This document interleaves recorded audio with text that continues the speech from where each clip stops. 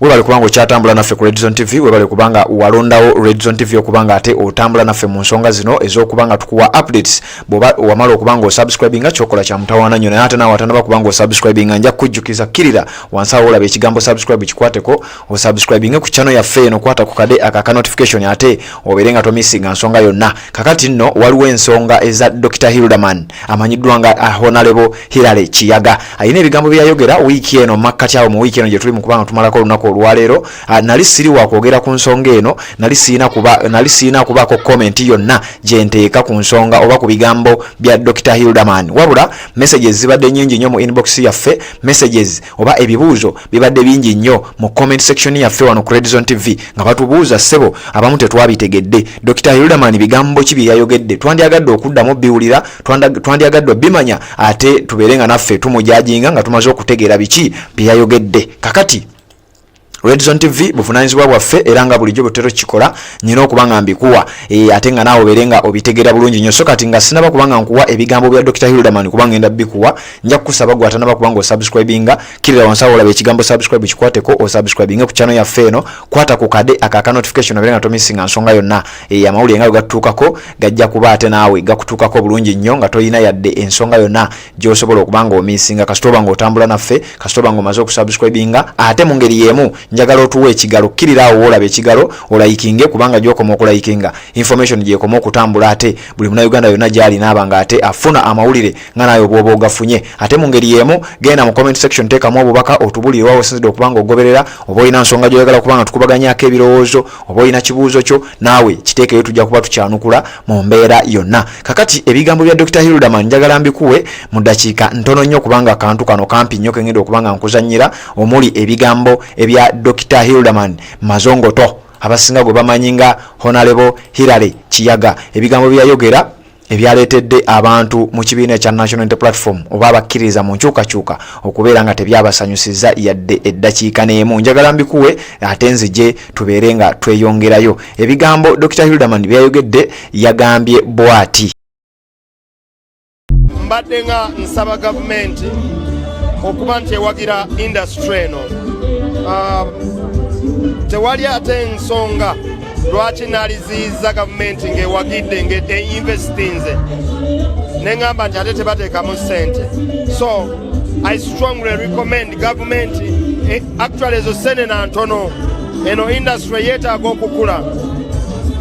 Ba artist be babadde bateekamu ssente naye twetaaga okulaba nti eva mu mikono gy'abantu individual. Gavumenti ebeere nga erinamu omutemwa ng'erina byekola mu industry eno.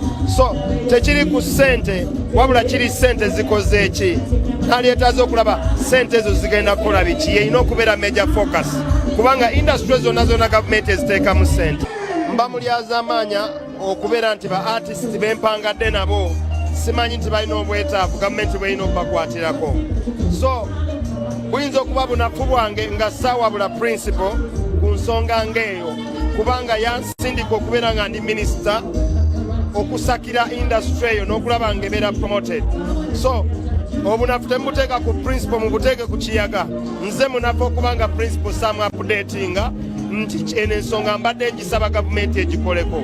So sente si za Eddie Kenzo, sente si za abantu sekinoomu wabula z'aba artist era nze nga minisita wa arts mbadde nzisaba gavumenti etandika okuinvestinga mu industry.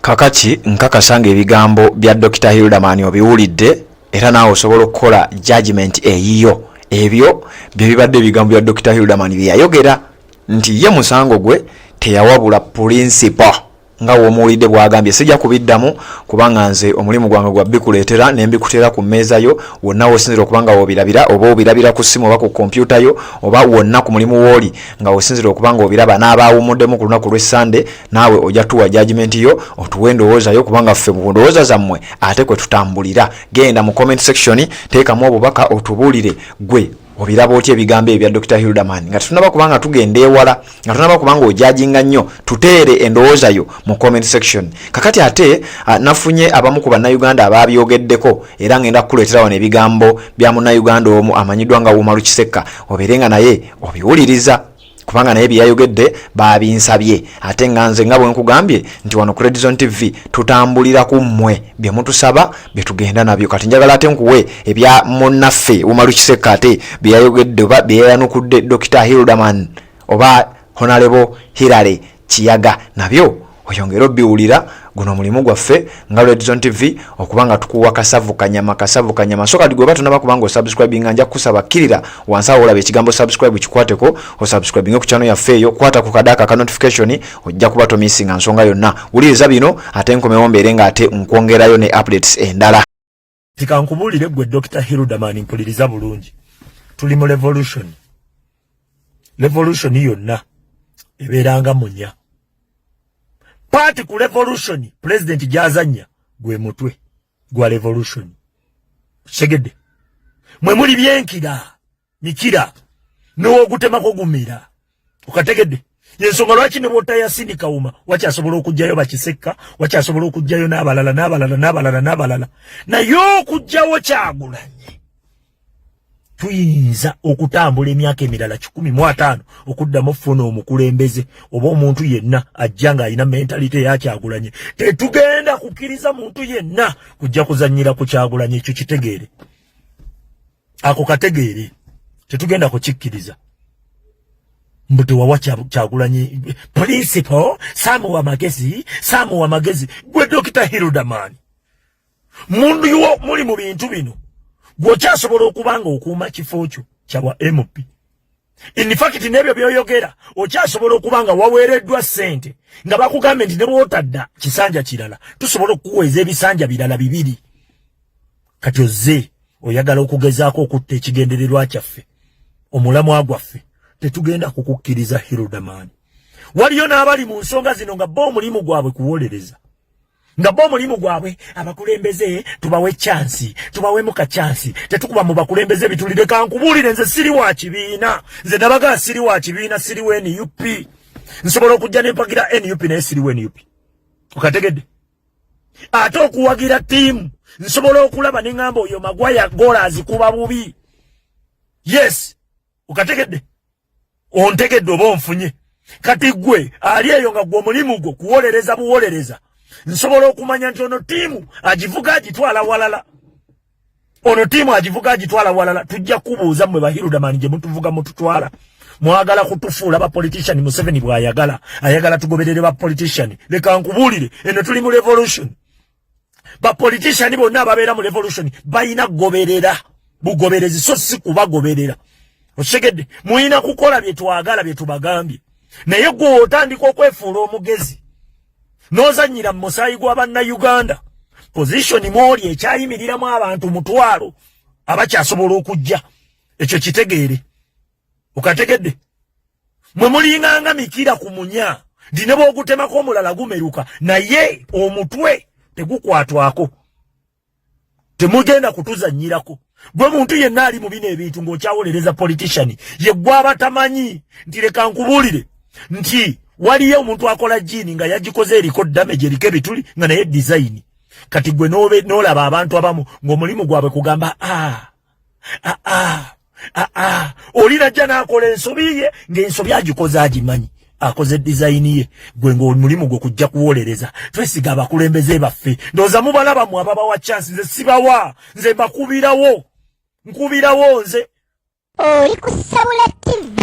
Yes, kakati ebigambo byowulira ku mukutu guno ngera bwentera okugamba bigambo by'abantu ssekinnoomu era nkakasa n'ebyo obiwulidde nze kibadde kinkakatako kubanga babinsabye okubanga mbikuwa. Red Zone TV kwoli watona kubanga osubscribinga kikole kirira wansi awo olabe ekigambo subscribe kikwateko osubscribinge ku channel yaffe eno kwata ku kade aka notification ate ojja kuba tomisinga nsonga yonna. Kakati nga mmaliriza era nga njagala okubanga nkutwala mu updates eziddako nzikiriza nkutegeeze nti bannaye twetaaga obuwagizi bwammwe tukola emirimu egy'enjawulo mingi nnyo ng'era bwentera okugamba wano kakati n'okuzimba tuzimba tusobola okukusibira pavers tusobola okusibira tiles, tusobola okuzimbira ekinaabiro kyonga kya mutawaana nnyo, tusobola okuzimbira ennyumba oba ya mizigo, ozimba rentals oba ozimba apartments oba ozimba nnyumba yo y'amaka. Bana ebyo byonna tubikola. Mutuwagire, mujje mutuwa obuwagizi. Tukola ebintu byonna ebyenjawulo kasabiba nga kikwatagana n'okuzimba ate nga ne materials ezikozesebwa mu kuzimba era nazo tuzitunda. Era njagala obategeeza tuconstructinga ebintu ebyenjawulo, tufixinga ne tarazo, tusobola n'okukolera tarazo n'okuziwagala byonna n'okubikola tuba tusobola okubanga tubikolako bulungi nnyo. Bw'obanga weetaaga okubanga otuwagirako tusangibwa Lweza. Bw'otuuka Lweza ng'onoonya be bayita ba Victory Construction Solutions, wetusangibwawo batuyita ba Victory Construction Solutions. Tujja kuba tukwasaganyiza ensonga zo. Otuuka Lweza osobola okuba ku namba y'essimu eri 0758 37 25 17 0758 372517.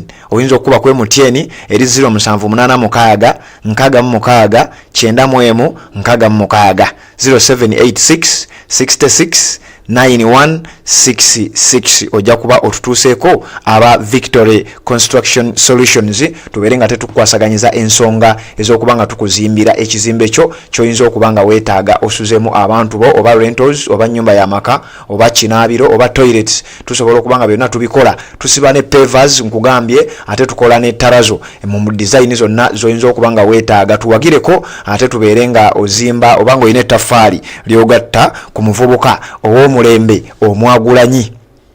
Yoza tutegerekese bulungi nnyo. Red Zone TV kwoli bw'oba tonaba kubanga osubscribinga nkugambye kirira wansi olaba ekigambo subscribe kikwateko olayikinge. Bw'omala okusubscribinga layikinga commentinga ate bw'oba osobola okusharinga kwata linki ya video eno oba updates zino giteeke mu WhatsApp groups z'olimu buli muntu abeere ng'afuna updates tutambule.